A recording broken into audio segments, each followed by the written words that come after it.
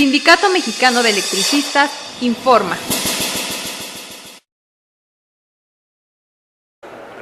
Gracias y muy buenos días, compañeras, compañeros, camaradas, profesores y profesoras de este Magisterio Democrático en lucha.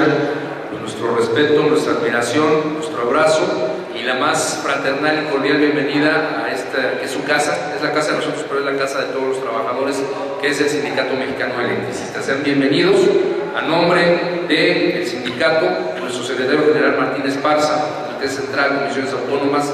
Nos da mucho gusto que estén aquí, que puedan acompañarnos un rato. Ya saben, aquí pueden venir cuando gusten, estas puertas están abiertas para, sobre todo, los trabajadores en lucha. Y bien, si ustedes me permiten, vamos a tratar de hacer este conversatorio dividido en tres partes. Una primera parte, hablar muy brevemente sobre la historia de nuestro sindicato. Una segunda parte, en donde voy a tratar de comentarles de la manera más explícita posible cómo se dio este golpe al ESME. Y finalmente, pues ya cómo hemos vivido estos 4 años de resistencia los que estamos aquí en el Sindicato Mexicano de Electricistas. Bien, nuestro sindicato se funda el 14 de diciembre de 1914, pero como toda organización de trabajadores, pues no surge de la nada, sino que es de un trabajo previo, de varios experimentos que se hicieron entre trabajadores de una empresa que en ese entonces era de capital privado y ese capital era además extranjero, era la Mexican Light and Power Company. Esta empresa llega a inicios del siglo XX, de hecho desde un poquito antes de que terminara el siglo XIX, cuando estaba gobernando en este país la tiranía de Porfirio Díaz. Esta empresa de capital canadiense y capital inglés se instala aquí en el centro de la República Mexicana y se encarga de hacer la construcción de una de las primeras presas en América Latina para generar energía eléctrica, que fue la presa de Necaxa.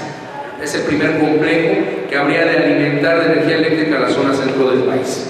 Y como ustedes saben, pues todos los servicios generalmente inician privados. ¿Por qué? Porque son los intereses del capitalismo de generar ganancias a través de ciertas actividades productivas.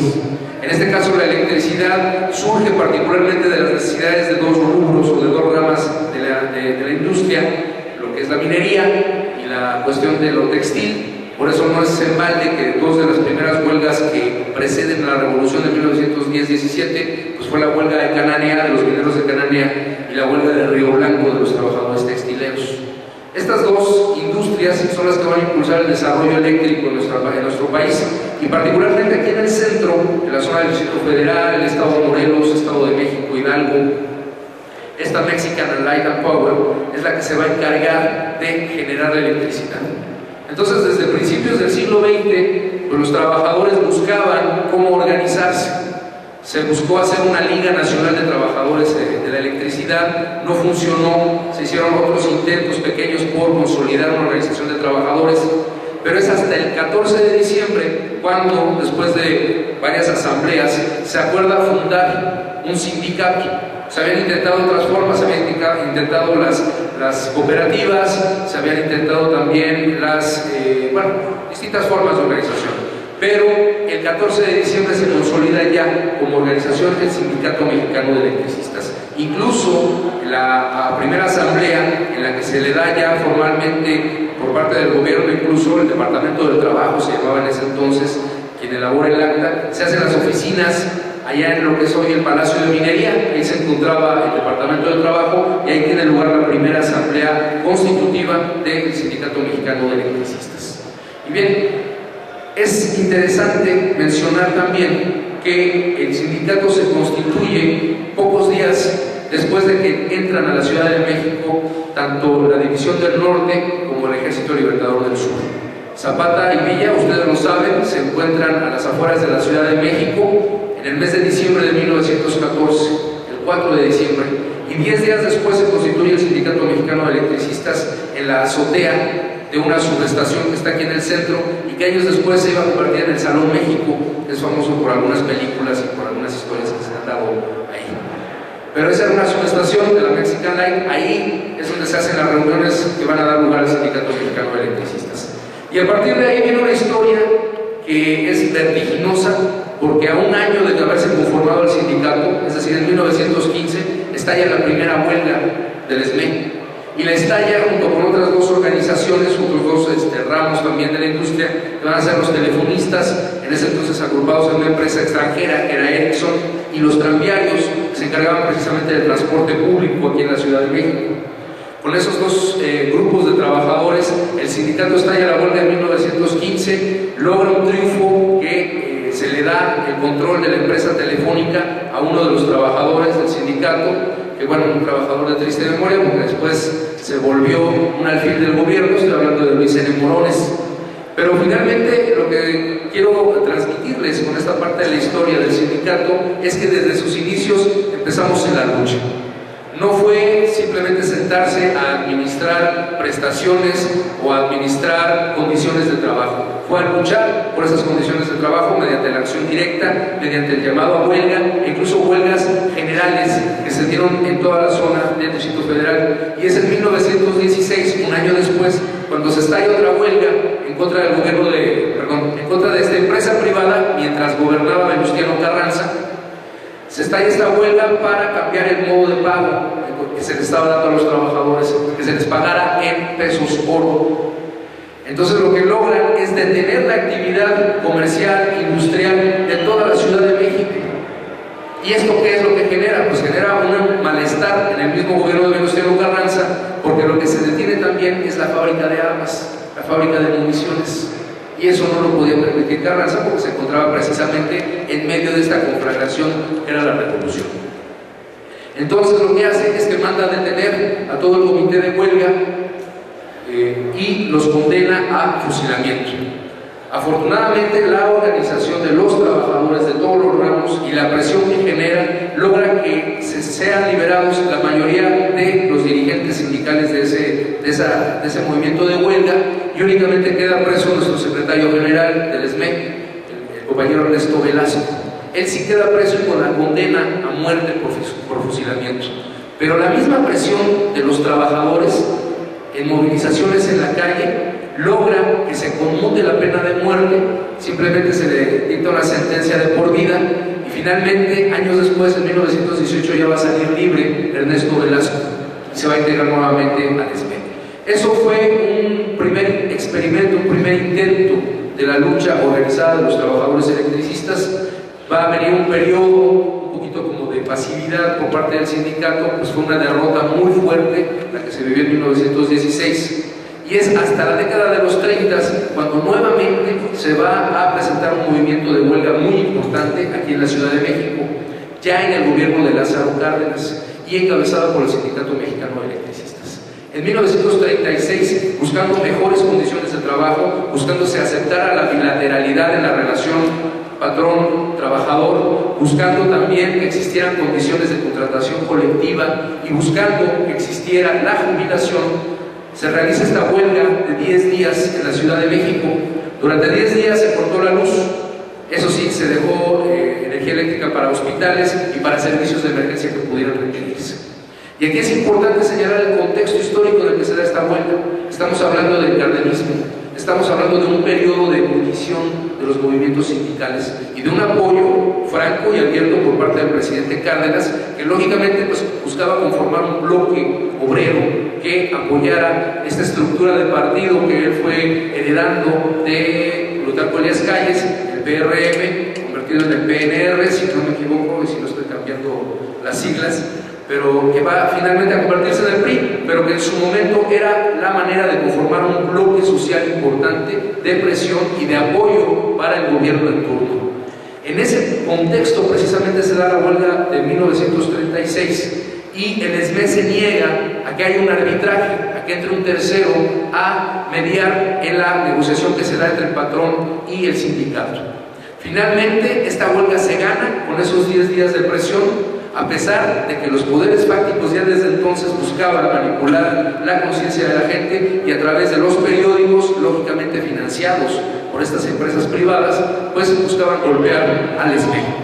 Se logra este triunfo, se logra nuestro contrato colectivo que ya tenía varios antecedentes importantes, pero se consolida ya una contratación colectiva que es la que vamos a mantener durante los años siguientes como sindicato.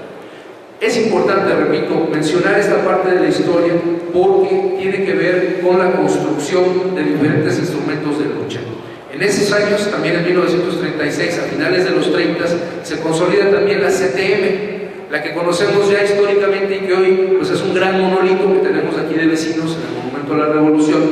La CTM, que fue dirigida durante una eternidad por este señor de las gafas, el señor Fidel Velázquez, que ha sido prácticamente el segundo dirigente que hubo en la CTM desde su fundación en la década de los 30. Pero es importante señalar que cuando se funda la CTM es impulsada, es un proyecto impulsado también por el Sindicato Mexicano de Electricistas junto con el Partido Comunista y junto con otras organizaciones de trabajadores. Aprovechando ese contexto del cardenismo, junto con Vicente Lombardo Toledano también, se busca fundar una central que agrupara a todos los trabajadores del país en ese bloque obrero del que les hablaba. Desgraciadamente, la forma en cómo se fue consolidando esta organización hizo que nuestro sindicato se replegara, se retirara de la fundación de la CTM y esta pues, ya quedó en manos de Vicente Lombardo Toledano, que fue su primer dirigente, pero también de un grupo de dirigentes sindicales en el que están estos famosos lobitos de los que destacó finalmente Fidel Velázquez, que fue quien se quedó con el poder dentro de la CTM y centralizó todo ese poder de la clase obrera, esa potencialidad de luchar, la concentró para controlar a la misma clase obrera. Pero vamos, esto es parte de esa historia que se fue conformando poco a poco de estos ensayos por lograr la organización de los trabajadores. A lo largo de la década de los 40, 50, 60, hubo un periodo, digamos, de calma por lo que se refiere al ESME, mientras que hubo, por otro lado, la conformación de sindicatos en otras ramas de la industria, en otros factores de producción. Ahí se empezaron también a formar sindicatos y el ESME tomó, digamos, la tarea de apoyar, de asesorar, de impulsar la creación de los sindicatos. Incluso la creación de la ANDA, de la Asociación Nacional de Artistas, donde están todos estos actores, actrices famosos. Esa agrupación que se inicia como un sindicato fue con el apoyo del Sindicato Mexicano de Electricistas. Por estos lugares se podía ver a Mario Moreno Cantinflas, a Jorge Negrete, en pláticas con la gente del Comité Central del ESME para consolidar su propio sindicato. Entonces hay una historia muy rica que también sería demasiado largo contarles década por década cómo se fue consolidando. Ha habido también errores graves, como ocurrió cuando el movimiento de los compañeros ferrocarrileros, en donde no se tomaron las medidas adecuadas para apoyarlos.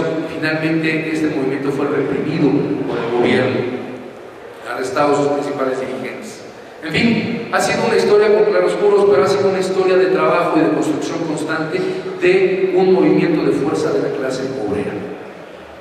Así pues llegamos prácticamente, sin ahondar demasiado, llegamos a esta época, este siglo XXI, en el que el Sindicato Mexicano de Electricistas, bueno, ya consolidado, ya contando con un contrato colectivo, con una tradición de luchas, con una política de alianzas, se enfrenta a lo que vamos a conocer como este conflicto, esta guerra de exterminio en contra del sindicato. Esta guerra de exterminio, que es la segunda parte de este conversatorio que les planteo, tiene que ver primero no directamente con el decreto de extinción de luz y fuerza del 11 de octubre del 2009.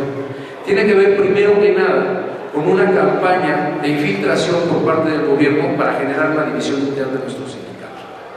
Esto ocurrió a partir de la última negociación colectiva, de nuestro contrato colectivo, que tuvimos en el año 2008. Cada 2 años nosotros hacemos la revisión de nuestro contrato, revisando las condiciones, las cláusulas de nuestro contrato colectivo, solicitando mejoras a las prestaciones que teníamos, solicitando modificaciones a cláusulas transitorias, etc. Y en esta última negociación que se dio con Luz y Fuerza del Centro, nosotros nos enfrentamos a una cerrazón absoluta por parte del patrón, del gobierno, que era quien administraba Luz y Fuerza del Centro, en la que no quería aceptar ni una sola de las propuestas de modificación o de mejoras al contrato colectivo de trabajo. Pero además nos encontramos con una modalidad muy interesante, que a partir de ahí se ha convertido en una constante del gobierno, el querer legislar condiciones de trabajo a través de los medios. Si ustedes recuerdan ese periodo 2008-2009, en los noticieros se les dio mucho por denostar las condiciones de trabajo que solicitábamos en el contrato. Y empezó una campaña negra en contra de la contratación colectiva, en contra de los sindicatos y en contra de los derechos de los trabajadores. Particularmente en el caso de nosotros, del SME, se dio una campaña en contra en el sentido de decir que exigíamos demasiados privilegios. Incluso Loret de Mola, un personaje que les debe ser muy familiar, pues se dedicó a estar criticando de manera abierta, pero sin fundamentos, las negociaciones que estábamos teniendo con la empresa, diciendo, por ejemplo, que los trabajadores pedíamos que nos pudiéramos bañar con agua electropura, o que hubiera delfinoterapia para todos los trabajadores como parte de la atención médica que tenemos por derecho en cualquier trabajador. Entonces se creó toda esta historia negra, se hizo esta campaña en contra del sindicato que francamente minó en mucho nuestra imagen hacia el exterior, hacia la opinión pública. La cerrazón fue tal que estuvimos a punto de irnos a huelga en el 2008, el 16 de marzo del 2008. Sin embargo, se logró pactar un convenio de productividad para demostrarle a la empresa que el problema no estaba en la plantilla de trabajadores. Se acordaron varios puntos de productividad que iban a ser revisados mensualmente y evaluados anualmente. La gran sorpresa que se lleva la empresa es que un año después de firmado este convenio de productividad, el sindicato había cubierto el 98% de los rubros acordados en ese convenio, y el otro 2% quedaba demostrado que era responsabilidad de la empresa, que era por falta de recursos, que era por la falta de incluso por la falta de ganas de la empresa de entrarle a resolver estos problemas de productividad. Entra entonces una nueva etapa de ofensiva por parte del gobierno, y esta consistió en utilizar, y óiganme bien, porque hay que ser muy cuidadosos con esos aspectos, utilizar como caballo de Troya a los jubilados de nuestros sindicatos. Dentro de nuestros estatutos se ha acordado el cobrar una cuota sindical que se descontaba del salario de nómina en el caso de los trabajadores en activo y de la catorcena de la cuota diaria de jubilación en el caso de los jubilados.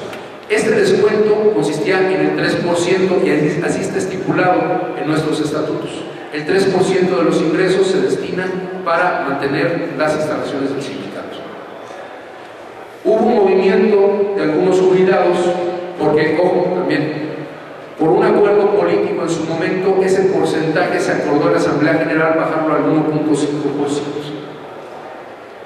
Y entonces lo que se acordó después fue elevarlo al 3%, que era el rango que se maneja en todos los estatutos, para la construcción del nuevo edificio que está aquí en Insurgentes 98. Y una vez terminado el edificio, un grupo de jubilados dijo pues que regrese a ser el 1.5% el descuento de la cuota sindical, porque ya se acabó el edificio. Y lo que se les dijo fue, perdón compañeros, pero tenemos que mantenerlo en el 3% porque eso es lo que establecen los estatutos. Y ahí, por 1.5%, se desarrolló una guerra interna encabezada por esta gente, que empezó a hacer campañas de recolección de firmas, empezó a hacer también una guerra sucia en contra de la dirección del sindicato, y que finalmente terminó por consolidar una disidencia al interior del sindicato, pidiendo que se removiera la dirigencia que estaba en ese momento, argumentando una guerra negra también, argumentando que había corrupción, que no había claridad en las cuentas, que el secretario general tenía propiedades en no sé dónde, y eso empezó a replicarse también en los medios. Pasaban de repente imágenes de un campo de fútbol, de un lienzo charro, de unos terrenos amplísimos, y decían, todo eso es propiedad de Martínez Paz. Cuando en la realidad eran tomas de distintos lugares de Juan Dobo, que es donde nació y donde vivió mucho tiempo nuestro secretario general. De hecho su familia es de ahí, él es originario de ahí, y las tomas que se hicieron, las editaron y dijeron, todo eso es propiedad de Martínez Paz. Se hizo esta guerra negra y desafortunadamente, compañeras y compañeros, causó mella en un número importante de compañeros que dijeron, hay que hacer un cambio, necesitamos ya cambiar a la dirigencia. Y lógicamente sale una planilla opositora en el siguiente proceso electoral, pero esta planilla opositora estaba financiada desde el gobierno de Esta planilla opositora se encargó de propagar esa misma serie de rumores, esa guerra sucia en contra de la dirección, y lo que hizo fue que después del proceso electoral, sin presentar una sola prueba, acusaron de que se había realizado un fraude en las elecciones del Comité Central. Y, lo que es peor aún, infringiendo nuestros propios estatutos, brincándose la legalidad interna del sindicato, se fueron a la Secretaría de Trabajo y Previsión Social, encabezada por ese nefasto funcionario, ese mediocre pianista y futbolista que es Javier Lozano. Fueron a meter una demanda en contra del sindicato y lo que lograron fue que nos detuvieran la toma de nota, que nos congelaran los recursos y que nos tuvieran en un limbo jurídico. Con eso, lógicamente, buscaban desmovilizar al sindicato y generar una división mayor. Incluso nosotros, acorde con nuestros estatutos y defendiendo la legalidad de nuestras elecciones, acudimos incluso a Los Pinos a exigir que hubiera una resolución inmediata de esta situación, porque sabíamos que se trataba de una jugada política en contra del SME. Y esto fue el 8 de octubre del 2009, que hicimos esta marcha a Los Pinos. Nos recibió la dirección del sindicato Luis Felipe Bravo Mena, que era el secretario particular de Calderón, y le dijo a nuestro secretario general: ok, recibimos tu queja, el próximo lunes nos reunimos para tratar este tema. Nos fuimos, dijimos, bueno, vaya, hay un avance, y finalmente el sábado 10 de octubre a las 10 de la noche es cuando nos enteramos que están siendo tomadas las instalaciones de Luz y Fuerza del centro en toda la zona de atención que teníamos. Fue una sorpresa, sí, pero tampoco era una cuestión inesperada. Sabíamos que desde la contratación colectiva del 2008 había el plan del gobierno de llevarnos hasta el borde, de llevar la negociación hasta sus últimas consecuencias y orillarnos a estallar una huelga en la que lógicamente ellos iban a impulsar la requisa, porque en esa contratación ya existía el decreto de requisa, ya estaba listo, nada más esperaban que nosotros cometiéramos un error para meternos ese golpe mortal. Sabíamos que venía un golpe fuerte en contra del SME, pero no sabíamos qué iba a ser en ese momento. Y es así como el 10 de octubre del 2009, a las 10 de la noche, nos enteramos a través de los medios que la Policía Federal Preventiva está tomando las instalaciones de Luz y Fuerza del centro. Y muchos de ustedes recordarán esa noticia en la televisión, en la prensa, principalmente Milenio. A partir de ese momento, Milenio se convierte en el principal vocero del gobierno en contra del Sindicato Mexicano de Electricistas. Carlos Marín, Ciro Gómez Leiva y todo el equipo de reporteros, que bueno, es elogiarlos utilizando ese término, pero todo ese grupo de personas se encargaron a partir de ese momento de hacer la guerra en contra del SME. Esa toma de las instalaciones sin sustento jurídico, ocurrido a las 10 de la noche del 10 de octubre, nos dicen que fue realizado por Policía Federal Preventiva. Pero hoy sabemos, gracias a una investigación de la jornada y a que tenemos acceso a un expediente, era personal del ejército disfrazados de Policía Federal Preventiva. Uno de estos militares se negó a cambiarse el uniforme porque contravenía las normas del ejército y fue sujeto a un proceso militar. Y por eso nos enteramos que eran militares los que habían tomado las instalaciones disfrazados de PFP y que tenían la instrucción de abrir fuego si había algún intento por retomar las instalaciones por parte de nosotros. Por eso en ese momento, mientras había compañeros que muy exaltados decían: vamos a tomar otra vez las instalaciones, vamos a entrar al edificio central, el que está aquí en Marina Nacional, cerca de la Torre de Pemex, decían: somos más que ellos, habría quizás 300, 400 federales en las afueras de las oficinas, y ya se habían juntado más de 1000 compañeros afuera y querían entrar, pero prevaleció la prudencia, porque adentro de las instalaciones había más personal del ejército armado y con la instrucción de abrir fuego en el momento en que se tomaran las instalaciones. Era un plan muy bien estructurado por el gobierno. ¿Por qué? Número uno, se había iniciado una campaña de descrédito en contra del sindicato en los mismos medios de comunicación, diciendo que éramos privilegiados y que éramos unos flojos, unos corruptos, improductivos, etc. Ya tenía más de un año esa campaña en contra de nosotros. Se hacía una toma por parte del personal federal para impedir que tomáramos las instalaciones, y aprovechando también que teníamos la fama de ser belicosos, de ser peleoneros, en fin. ¿No les suena esto conocido? Y finalmente, frente a esa opinión pública manipulada por los medios de comunicación, el que se hubiera dado una respuesta violenta, una masacre que aniquilara el movimiento, no hubiera generado ningún malestar en la población. Porque ¿qué fue lo que pasó? A la medianoche, cuando ya llegamos al 11 de octubre de 2009, se da a conocer un decreto en el Diario Oficial de la Federación en un fin de semana, cosa que realmente nunca ocurre. Se da a conocer mediante un decreto la extinción de Luz y Fuerza del Centro. Lógicamente, esto nos tomó por sorpresa, no era una cuestión que se esperara se diera en esas condiciones. Tuvimos una asamblea en ese momento aquí en el auditorio de Insurgentes 98, llegó la gente de diferentes lados, llegamos para saber cuáles eran los pasos a dar a partir de ese momento. Y acordamos tener una asamblea general el día 11 en el Monumento a la Revolución, donde está actualmente el campamento.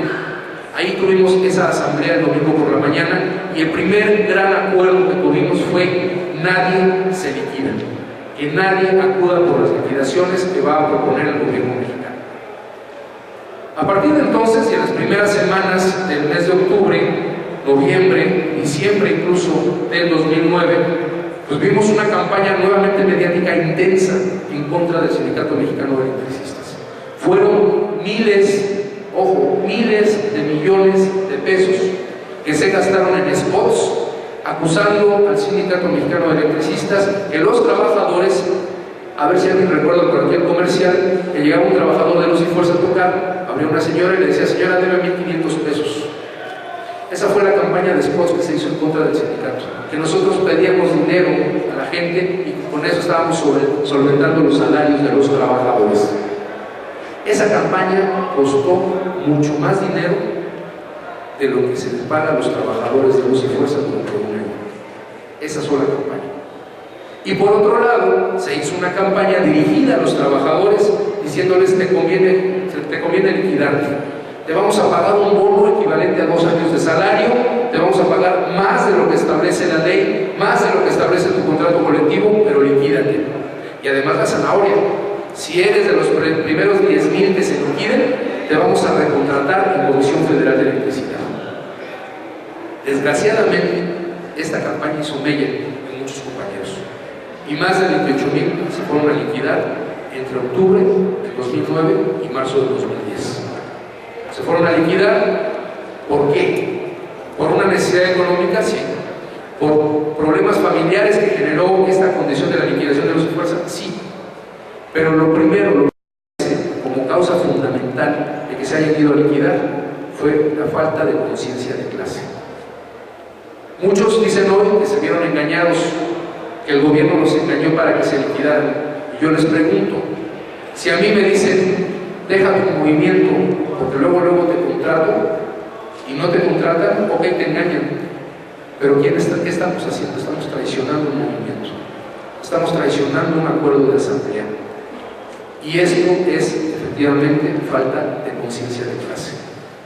No nos aceptamos, no nos reconocemos, no nos identificamos como clase obrera, como proletariado, como trabajadores. Desafortunadamente, estas campañas de los medios y los poderes fácticos nos venden la idea de que ya casi estamos en el primer mundo. Podemos comprar ropa de marca, digo, que sea en el tianguis, ¿no?, que sean las pacas, pero ya podemos usar ropa de marca extranjera, aunque sea hecha en China. Ya podemos tener internet, ya podemos tener teléfonos inteligentes que nos conectan a internet, nos transmiten videos. Nos han enajenado a tal nivel que dejamos de estar conscientes de que somos explotados por un gobierno, por un modo de producción que viene desde afuera. Y eso fue lo que pasó con nuestros compañeros que se fueron a liquidar. Finalmente aceptaron un dinero que fue un soborno, porque, ojo, este decreto de extinción estaba mal fundamentado. Luz y Fuerza del Centro, de ser una empresa privada, se convierte en una empresa pública a través del decreto de nacionalización de la industria eléctrica del 27 de septiembre de 1960. cuando era presidente Adolfo López Mateos, y con el impulso del Sindicato Mexicano de Electricistas, a través del trabajo con los comités de usuarios en contra de las altas tarifas, logran la nacionalización del sector eléctrico. Ya Cárdenas había creado en los 30 la CFE, pero realmente era una empresa que trabajaba en el puro papel. Hasta 1960, con la nacionalización, es cuando realmente se empieza a tomar el control de la industria eléctrica para el pueblo de México. Y desde 1960 hasta 1975, pues Luz y Fuerza, la Mexican Light, la compañía de Luz y Fuerza del Centro, se mantuvo en un limbo. En 1975 empieza su liquidación. Controla durante algún tiempo Comisión Federal de Electricidad a la compañía de Luz y Fuerza. Y en 1989 se logra que en Salinas de Gortari se dé un decreto para la creación de una nueva empresa. Una nueva empresa con patrimonio propio, con personalidad jurídica, etc. Pero es hasta 1994 cuando se crea Luz y Fuerza. ¿Por qué? Porque realmente no les interesaba crear una nueva empresa. Querían finalmente o fusionarla con CFE o desaparecerla. Pero en 1994, imagínense, desde el 89 hasta el 94, estuvo ahí el decreto flotando en el limbo jurídico. En 1994, el 1 de enero, se levantan armas el Ejército Zapatista de Liberación Nacional. Y logra tal arrastre en la gente que el gobierno la pensó mucho y dijo: mejor no liquidemos a Luz y Fuerza, mejor la creamos y tenemos tranquilos a los trabajadores electricistas, porque si no se nos van a levantar en armas. Y es precisamente en febrero de 1994 cuando el decreto es ya aprobado y se publica en el Diario Oficial de la Federación y se crea Luz y Fuerza del Centro. Entonces, ese fue el proceso. Primero, un decreto creado por el presidente, enviado a la Cámara de Diputados, aprobado en la Cámara de Diputados y entonces ya promulgado en el Diario Oficial.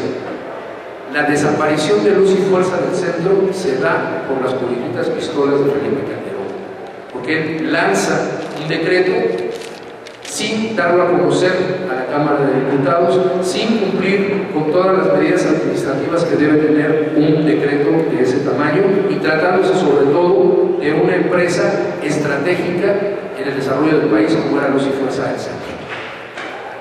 Un decreto ilegal, un decreto ilegítimo, y a partir de ese momento lo que hicimos en el SME fue adoptar diferentes vías de lucha. Dijimos: aquí no vamos a seguir una sola, aquí tenemos que seguir por distintos carriles y avanzar para lograr una solución a este conflicto. Primero, la lucha política. Dijimos: no nos vamos a quedar nada más en el argumento legal, vamos a ir a negociar con quien se tenga que negociar para recuperar nuestra fuente de empleo. Y por eso se establecieron mesas de negociación con la Secretaría de Gobernación, por eso se establecieron incluso negociaciones con partidos políticos para buscar una salida política a este conflicto. Número 2, la vía legal.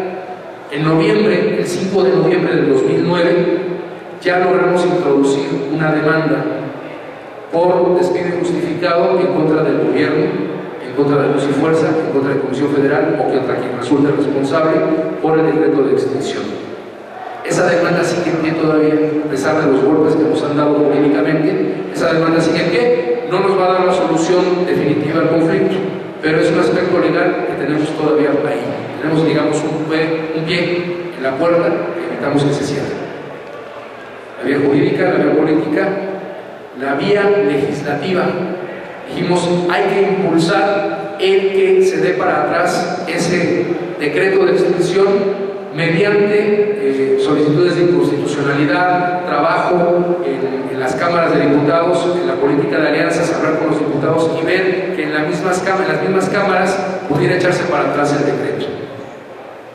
Y finalmente, la que consideramos la más importante y no hemos descuidado hasta el momento y nos ha redituado muchos avances en este conflicto, la vía social, la que tiene que ver con las alianzas con otros sindicatos, la que tiene que ver con ustedes, nuestros camaradas profesores, la que tiene que ver con los estudiantes del movimiento Yo Soy 132, con los indígenas de Chiapas, con muchas otras formas de expresión política y social de este país, con el movimiento social, porque eso es fundamental para nosotros. Estamos conscientes de que nosotros solos no vamos a resolver este conflicto. El SME por sí solo no va a ser capaz de remontar este golpe mortal que nos dieron el 11 de octubre de 2009. Necesitamos de la alianza de todos los demás, de todos los que estamos jodidos, de todos a los que nos quieren pasar por encima. Porque, ojo, nosotros fuimos el caldo de cultivo. La reforma laboral que se aprobó aún antes de que llegara Peña Nieto a la presidencia, cuando todavía era vicepresidente Felipe Calderón, nosotros la ensayaron, porque no nos avisaron del despido, porque no respetaron nuestros derechos, en fin, nosotros fuimos el ensayo de esa reforma laboral. Y por eso a nosotros nos interesa revertirlo. Y les repito, sabemos que no lo vamos a poder hacer solos. Y por eso hemos lanzado dos proyectos. El primero, la construcción de una nueva central de trabajadores. La CTM no representa a nadie, es un órgano de control del gobierno que ya está caduco, es un monolito viejo, es algo lleno de telarañas, que está además agrietado, no sirve para nada. El Congreso de Trabajo, pues ni se diga. La UNT pues ha optado por ser un interlocutor con el gobierno. Nosotros creemos que lo que tenemos que hacer es enfrentarnos, no ser un interlocutor, ser una contraparte. Y por eso nos planteamos que la nueva central de trabajadores tiene que enfrentar a todas esas reformas estructurales que nos está planteando el gobierno neoliberal de Peña Nieto. Y por eso queremos construir esta nueva central de trabajadores con sindicatos independientes y democráticos, y después ir por los chavos, rescatar a los otros sindicatos y conformar un frente amplio, grande, nacional de trabajadoras y trabajadores en este país. Y después vamos con los comerciantes, y después vamos con los que no están organizados en sindicatos, con los que están por outsourcing, con los desempleados, porque esas son experiencias que hemos aprendido de otras organizaciones, de la CTA de Argentina, de la CTB de Brasil, de la CUT de Brasil. Tenemos que organizarnos como trabajadores, y ese es el movimiento social, parte del movimiento social que hemos estado impulsando en estos 4 años de resistencia. El otro proyecto es de representación política.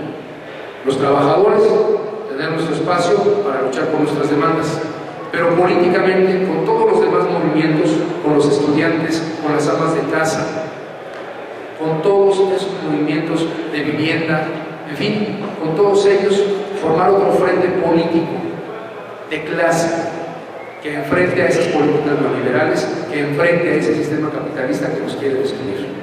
Y por eso optamos por conformar la Organización Política del Pueblo de los Trabajadores, y optamos también por luchar por el registro como partido político, para pelearles cada uno de los escaños que tienen ahorita todos esos partidos.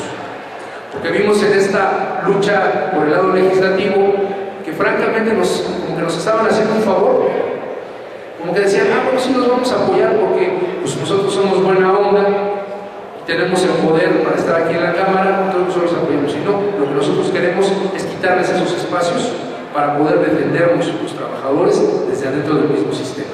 Pero bueno, ese es el proyecto y ahorita lo estamos trabajando. De hecho, tenemos este fin de semana 2 asambleas, la del DF y la del Estado de México, para conformar este partido político. En Oaxaca incluso lo vamos a hacer el 17 de noviembre. Vamos a hacer la asamblea constitutiva del OPT ahí en Oaxaca. Quienes se quieran afiliar, este es el comercial, están completamente invitados. Esa es la lucha social también que estamos dando, nuestra política de alianzas. Porque sabemos que no todo tiene que ser en torno al SME, no todo gravita en torno al SME. Tenemos que participar en las luchas de los demás, y por eso, no por conveniencia, no por simple solidaridad, sino por convencimiento de que somos una clase que debe fortalecerse a sí misma, estamos apoyando a los maestros, a la CENTE, al magisterio democrático. Estamos apoyando también a los compañeros de Mexicano, apoyamos a los compañeros mineros, pero también así salimos a las calles a apoyar a los estudiantes de Yo Soy 132. Estuvimos participando también en la Convención Nacional contra la Imposición, hemos participado en el diálogo nacional, hemos participado en infinidad de referentes, porque sabemos que solos no vamos a poder. Y por eso también participamos incluso ahora en el Comité por la Liberación de Puerto Patistán, porque estamos convencidos que tenemos que estar en todas las luchas, todos unidos. Y esa es parte de estos ejes que hemos tenido de lucha del Sindicato Mexicano de Electricistas. Es como hemos impulsado en estos 4 años la sobrevivencia. Porque bueno, hay otro aspecto. ¿Cómo le hemos hecho nosotros durante estos 4 años para sobrevivir? Son 4 años en los que no hemos percibido salario. 4 años en los que hemos estado marcados por este gobierno, por el anterior y por este, para no obtener empleo. Al principio del conflicto, los compañeros acudíamos a pedir empleo en otro lado para poder mantener a nuestras familias y nos decían, bueno, ¿cuál fue el último lugar donde trabajaste? Pues en Luz y Fuerza del Centro. Ah, eres de Luz y Fuerza. No, mi chavo, no hay espacio para ti. Bueno, llegó el caso que compañeras y compañeros ocultaban esa información, no decían dónde habían trabajado, pero al momento en que tenían su número del Seguro Social y veían quién había sido el patrón que les pagaba sus salarios, Luz y Fuerza del Centro va para atrás. Nos enfrentamos a esa situación, a esa presión, a una campaña de desprestigio en la calle, en los medios, a una campaña de no darnos empleo. Finalmente fue por eso que muchos sucumbieron y optaron por esa liquidación. Pero también hubo muchos que no se dejaron, que siguen en la resistencia, pero que incluso buscaron oportunidades en otros lados. Tenemos compañeros en Veracruz, en Chihuahua, en Baja California, en Jalisco, en Oaxaca, en Chiapas. Incluso tenemos compañeros en el extranjero que se fueron remojados a Estados Unidos a conseguir chamba. Otros que por tener una profesión tuvieron ese chance de moverse a otro país a conseguir un empleo. Ha habido de todo en la resistencia. Se han generado conflictos familiares, familias que quedaron divididas porque algunos optaron por la liquidación y otros optaron por quedarse a la resistencia, y que durante un buen tiempo, incluso por años, no se dirigían la palabra, y que apenas hoy están sanando esas heridas, están cicatrizando esas heridas. Hubo familias que se destruyeron porque la mujer le exigió al marido que se liquidara. Le exigió al marido que se liquidara porque necesitaban el dinero, porque no podían perder la casa, porque no podían perder el coche, porque cómo iban a sacar a los hijos de la escuela privada para meterlos en una escuela pública. Hubo compañeros que aceptaron su liquidación, se fueron, ya se acabaron el dinero y ya hubo el divorcio. Hubo compañeros que se enfrentaron a su misma familia y dijeron, yo no me liquido, y entonces ahí fue donde se presentó el divorcio. Hubo padres jubilados, trabajadores jubilados del sindicato, que le negaron el apoyo a sus hijos y les dijeron mejor vete a liquidar. Pero afortunadamente hemos tenido también padres jubilados. Yo soy hijo de un jubilado, de hecho yo soy nieto de ex trabajadores de Luz y Fuerza, de miembros del Sindicato Mexicano Electricista. Mis abuelos ya fallecieron, mi padre es jubilado y él nos apoya a mí y a mi hermano. Con esto no quiero decir que nos mantiene, porque esa es también la otra. Dice, no, pues que los que están en la resistencia es porque los mantienen sus papás jubilados. No los mantienen, nos apoyan, que es muy diferente. Y también ha habido compañeros, ustedes lo pueden ver aquí afuera, compañeros que se han dedicado a vender tacos, compañeros que se dedican a vender dulces, compañeros que traen su taxi y andan por toda la ciudad moviendo pasaje. Todo se ha intentado aquí, todo. Pero esto también nos da una lección muy importante. Como sindicato tenemos que buscar otros medios para mantener nuestros recursos. No podemos vivir únicamente de las cuotas sindicales. El caso es grave porque nosotros presumíamos de tener a más de 20,000 jubilados. Hoy ya son alrededor de 20,000, un poquito menos, pero de esos el 100% no está pagando sus cuotas sindicales. Porque como el gobierno ya no les descuenta y le da ese dinero al sindicato, entonces ya es facultad de ellos, voluntad de ellos, entregar su cuota sindical al SME. Y duele decirlo, pero cerca del 80% de los jubilados no pagan su cuota sindical. ¿Por qué? Porque no hay conciencia de clase. Porque dicen, nosotros ya vimos lo que teníamos que dar en 30 años, ya nos jubilamos, ya para nosotros el sindicato no existe. Cuando durante 30 años y los años que llevan de jubilados ha sido gracias al Sindicato Mexicano de Electricistas. Este es un aspecto muy grave, porque además, después de esta liquidación, después de esta guerra de exterminio contra el sindicato, en apariencia los que traicionaron al sindicato se fueron. Ellos incluso recibieron una comisión por liquidar a la gente y se fueron, pero no todos. dejaron sembrados en el sindicato, jubilados incluso, y que están a la espera de un momento de dificultad para generar una desestabilidad al interior del sindicato. Ahí están, identificamos a muchos de ellos, pero por eso ha sido también difícil este trabajo. Ustedes imagínense 4 años sin percibir un salario, 4 años con los recursos ahorcados por parte del gobierno, sobreviviendo con lo poco que las cuotas sindicales recaudan de los pocos compañeros que siguen participando. Esta lección, les decía hace un momento, nos dice que tenemos que buscar nuevas formas de recibir recursos para la organización. Y una de ellas es a través de las cooperativas. Y hemos echado a andar algunos proyectos de cooperativas con lo que sabe hacer nuestra gente. Si ellos saben entrarle a la materia eléctrica, si ellos saben darle mantenimiento a subestaciones e instalaciones eléctricas, pues hay que trabajar ahí también. Y hay compañeros que han formado estas cooperativas y están trabajando para tener una subsistencia y también para apoyar al sindicato. Hay otro proyecto de cooperativa con hidroponía y con organoponía para sembrar lechuga, sembrar tomate, etcétera, aquí en la azotea del edificio de Ezequiel Montes. Están trabajando ya en esa condición. Entonces, se tiene que buscar otras vías. No nos podemos quedar cruzados de brazos diciendo, pues nada más sabemos hacerlo eléctrico, no sabemos hacer otra cosa. No podemos quedarnos así. Tenemos que buscar las alternativas, sin descuidar la lucha. Entonces, se genera un conflicto difícil, ¿no? Porque es un desgaste tremendo. Compañeros que viven en el Estado de México, en el Estado de Hidalgo, simplemente aquí en el Distrito Federal, en el extremo sur, allá por el Estadio Azteca. Es un gran problema el que vengan hasta acá, porque les representa el gasto de transporte. Compañeros en resistencia que no pueden asistir a las actividades, pues porque trabajan desde las 7 de la mañana hasta las 8 o 10 de la noche. Es un problema muy complejo, pero afortunadamente la unidad que hemos logrado fortalecer en estos 4 años, y el trabajo político, y el trabajo social, y el trabajo jurídico que ha hecho nuestro sindicato, nos ha mantenido con la cabeza arriba, a flote y cerca ya del triunfo. Esta negociación política que se ha llevado en 2 sexenios prácticamente, con diferentes secretarios de gobernación, cuando decía Javier Lozano que lo único que faltaba era el acta de defunción del ESME, y resulta que las únicas actas de defunción, como dice nuestro secretario general, han sido las de Muriño y las de Blake, 2 secretarios de gobernación que nos tocó negociar con ellos. Pues vemos que esa negociación ha dado sus frutos finalmente.